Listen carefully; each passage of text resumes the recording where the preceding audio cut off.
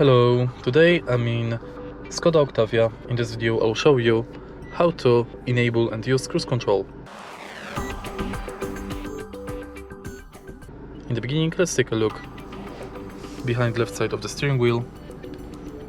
Right here we've got this lever. In order to enable cruise control, switch this button on the top of the lever to on, and as you can see by icon right here, cruise control is enabled. Accelerate to desired speed and let the acceleration pedal go. In order to increase the speed, press this button, and to decrease, press the bottom part of the button.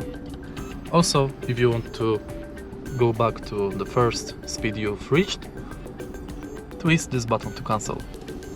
To turn off the cruise control, switch this button to off, and that's it. If you find this video helpful, please leave a like, comment and subscribe.